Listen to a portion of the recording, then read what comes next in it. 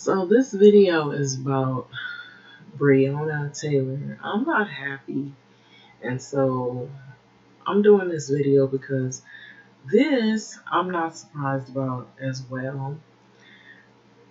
One of the witnesses, the key witness,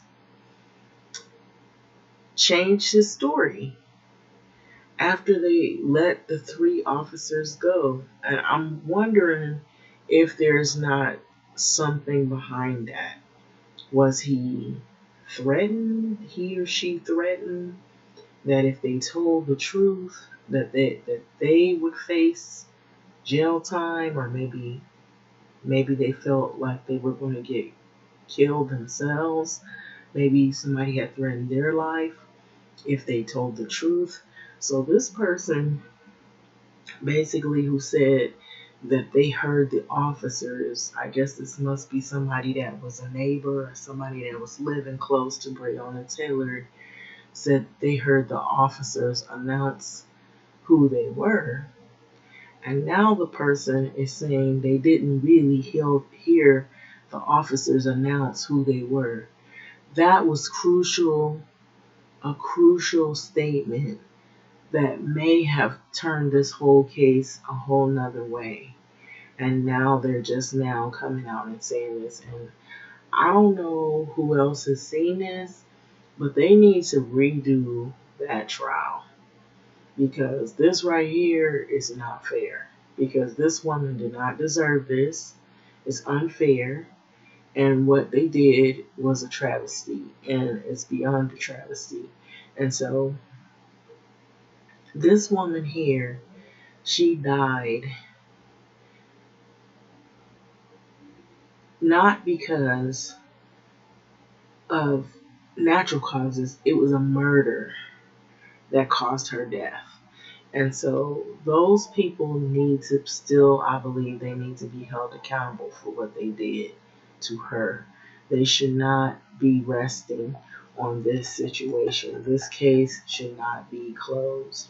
So this week, Kentucky Attorney General Daniel Cameron made the bombshell announcement that the cops who fatally shot Breonna Taylor would not be charged with killing her, and calling their use of force in the March raid justified to protect themselves. Now, I'm a black woman. I know I'm going to tell you just some of my set of experiences. And so I'm just being realistic here, and I'm being honest, because a lot of times if you as a black woman that have similar sets of experiences, and I'm not talking about the wannabe whites, black women like Candace Owens, or the ones that are getting paid by the Trump administration, or people who are living an upper echelon life and they have not experienced marginalization and being treated as a subordinate caste group.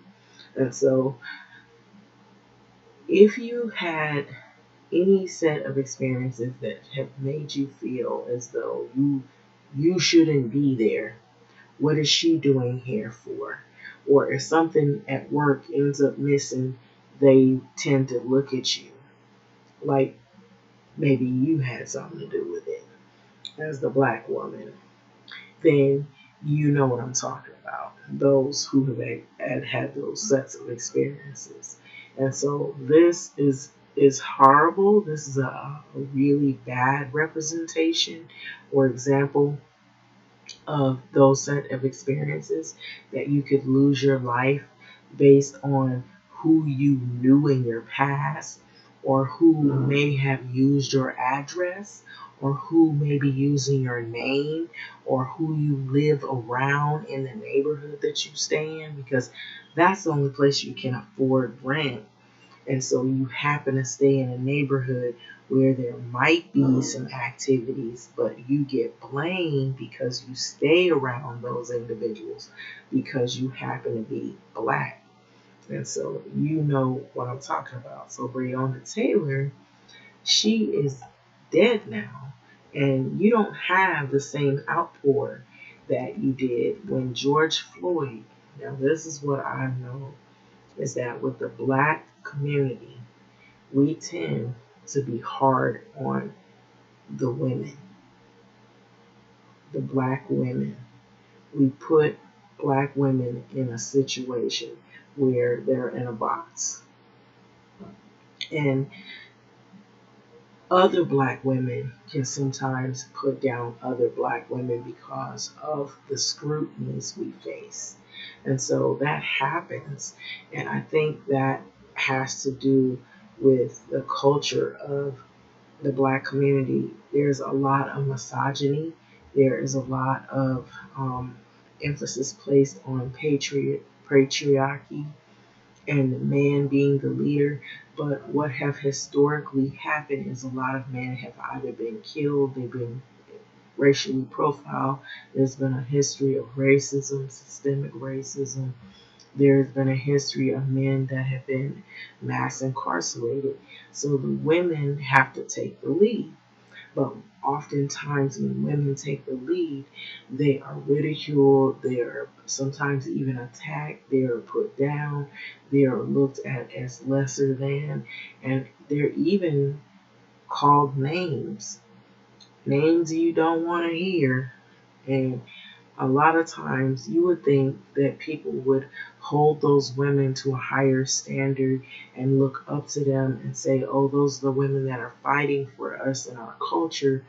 Whenever the black men are abused by law enforcement, we're out in numbers, we're trying to fight for them, but who fights and protects us? And so there's not that much protection for the black woman in America, and that is what I know that I've experienced. We are treated lower, we're treated harshly, we're abused, we're raped, we're beaten, and oftentimes, if we seek the same type of justice as a white woman, we don't get it, and we're not looked at as even human, and we're looked at as less than human. And this is how they treated this woman. And so I'm not surprised by the way they treated her, but yet I'm very enraged because the reason why I'm saying this is because this is how a lot of black women, seeing this, you should not rest. You should not feel secure right now. Wherever you are, I don't care how much money you possess. When that money is not with you, your money won't shield you from this violence. This right here was sanctioned violence. They are sending a message by letting those 3 white officers go. It's the same as how it was when they let the 4 white officers go in the Rodney King beating in '92. I was here in LA and I know how that felt. The whole world was watching.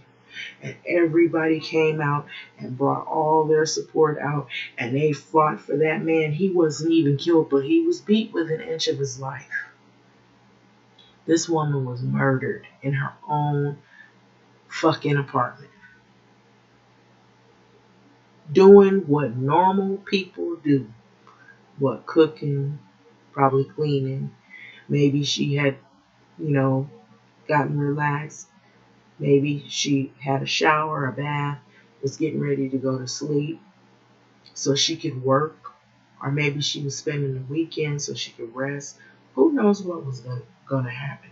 But she was doing normal people shit.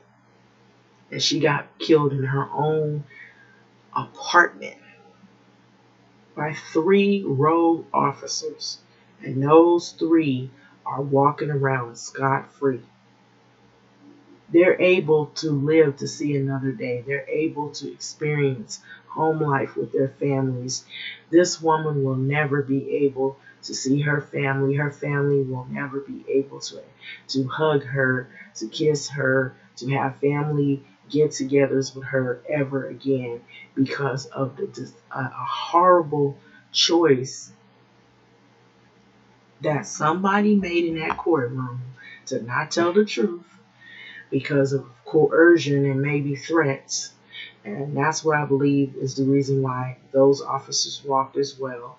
And racism is involved. It plays a big part in it because they don't feel like women's that are blacks' lives matter.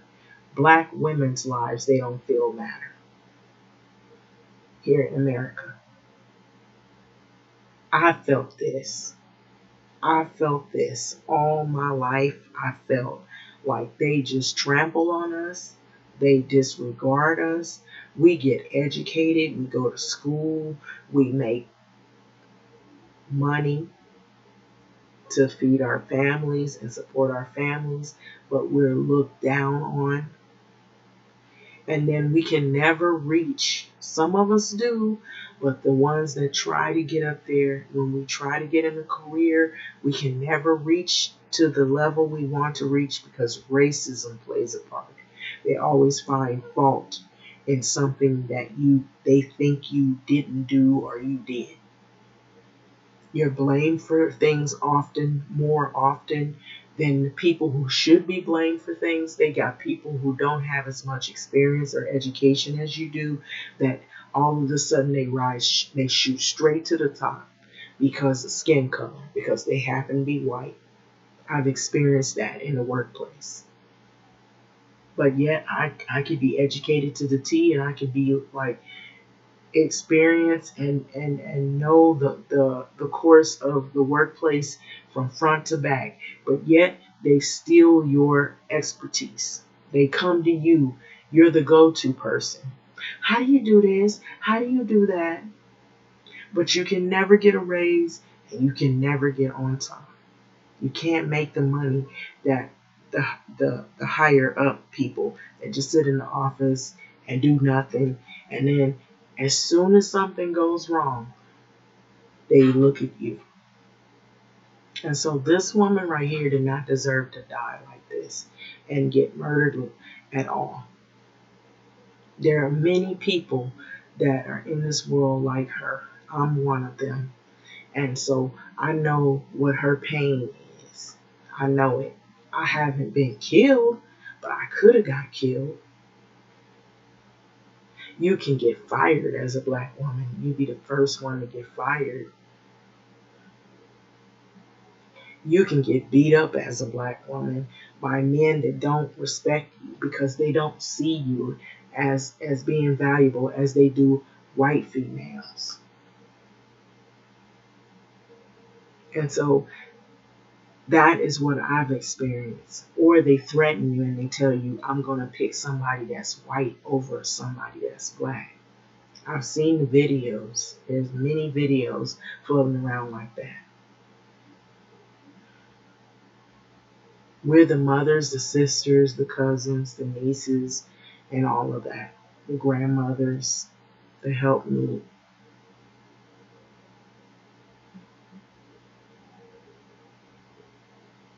We don't even get looked at in the hospital as though we experience pain. We won't get the same pain treatment as somebody else because they assume that we as in black women don't experience pain the same way. Because we're not looked at as human, remember that. And so this girl did not deserve, this young woman did not deserve to get what she got done to her. And now people are sitting back. Those three officers are sitting in a nice cozy home, rolled up in their cozy beds. They can go on with their life, feeling that it was justified that they killed this black lady. They knew what happened that night. All those people that were there that night that did what they did, they know what they did. They can go the rest of their life living thinking that what they did to this woman was right. Then you know that evil is rampant in the world, along with racism. And for people to sit back and act like this is okay and to sit in your house and not say anything and not speak out about this is something wrong with you. So this right here is saying in the justification, He said that one witness cooperated with the three officers and insisted that they knock and identify themselves at the Taylor Louisville home while executing a search warrant, which was a no knock warrant by the way, in connection with a narcotic investigation. So it contradicted the claims from Taylor's boyfriend, Kenny Walker. 11 other residents who said that they didn't hear the cops announce themselves. 11 other people said they did not hear it. Instead, Walker thought that he was being burglarized and fired a warning shot, which he should have did because he thought somebody was breaking into his home. Isn't that what normal people do? If it was a white family that thought somebody was breaking into their home and the man shot, nobody would be doing what you see they're doing right here to these black people. And you know this. You out there who killed this woman, you know you're wrong for doing this. And so it says that who said that they didn't hear the cops announce themselves and said Walker thought that he heard somebody burglarizing, so he fired a shot. It was a warning shot that triggered a tragic chain of events. But it goes on to add more to it. It says the witness identified by Vice. Okay, it says that according to the documents, the audio obtained by Vice News on Saturday, the sole witness initially told investigators days after the March 13th raid that he didn't actually hear officers Brett Hanskin, Jonathan Mattingly, and Miles Cosgrove announce themselves. Why was that not introduced into this whole trial? They need to retry that whole thing again. So the witness identified by Vice as Aaron Sarpy, but by other outlets and public records as Aaron Julu Sarpy, was picking up his daughter from a unit above Taylor's when the raid had actually took place. It wasn't until he was interviewed a second time about 2 months after that the raid by the Sergeant's LMPD Public Integrity Unit at Sarpy said that he heard police say, "This is the cops." So Sarpy flip-flopped, the latest twist in the case that has made Taylor an icon in the Black Lives Matter movement and calls into question the strength of Cameron's case and the grand jury report, which says state officials are demanding be made public. So I never had faith in Daniel Cameron to begin with. I knew he was too inexperienced with a job of his caliber, and I knew that he chose to be at the wrong side of the law. Tamika Palmer, Taylor's mother, said in Friday's statement, so my hope is that he knew that he had the power to do the right thing and that he had the power to start the healing of the city and that he had the power to help men over 400 years of oppression. And what he helped me realize is that it will always be us against them and that we are never safe. Exactly. So on Wednesday, a grand jury indicted only Hanskins, though only for reckless firing shots that endangered people in other units, not even how he murdered Breonna Taylor. So he was not held accountable for that. So Mattingly and Cosgrove, the cops who fired the shot that killed Taylor, weren't charged, okay? They weren't even charged. The ones that actually fired the shots that killed her, they weren't even charged. So Cameron charging recommendations were at least partly based on Sarpy's testimony, since the Attorney General said Wednesday that the investigators had an independent witness corroborated the officer's account. No cops charged with killing Breonna Taylor, so those are related articles. So my office was not tasked with determining if this was a tragedy, as it was, Cameron said Wednesday, admitting that it was unlikely more charges would be laid My job was to put emotions aside and investigate facts to see if the state law was violated. So Wednesday, the charges came more than 6 months after the no-knock warrant was issued for Breonna Taylor's apartment as part of the controversial narcotics investigation into the 26-year-old's ex-boyfriend's Jamarcus Glover. And so, according to Vice LMPD's Public Integrity Unit, first contacted Sarpy a week later after the shooting. So the officers involved in Taylor's warrant had previously said Sarpy was outside the unit or the apartment upstairs and got in an argument with Haskins as they had been banging on the Taylor's door.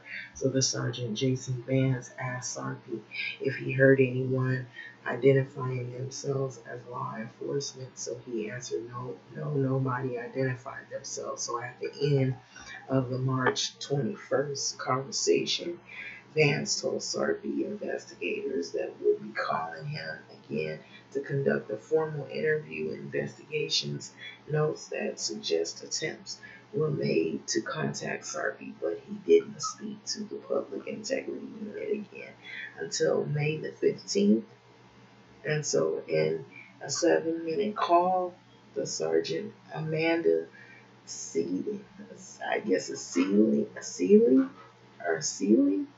pressed Sarpy on whether he knew the individual entering Taylor's home were officers and if he heard them announce themselves. So this time Sarpy said that he heard police identify themselves, a change that suddenly corroborated with the testimonies of the officers at the scene. So it's been so long now.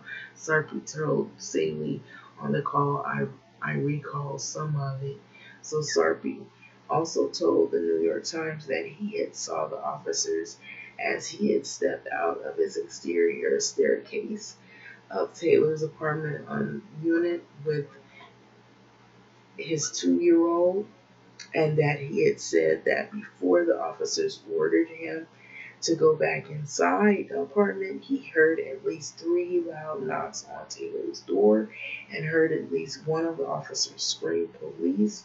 Sarpy, however, insisted to the Times that he only heard them say the statement once. Okay, and so despite Sarpy's changing stories, his claims to have heard police from the front of an apartment doesn't offer complete clarity on whether Taylor and her boyfriend would have heard it from the bedroom towards the back of the unit. So Sarpy did not immediately respond to the Daily Breeze request for comment. So Vice reported that the witness declined to speak with them, saying that he had to speak with his lawyer first.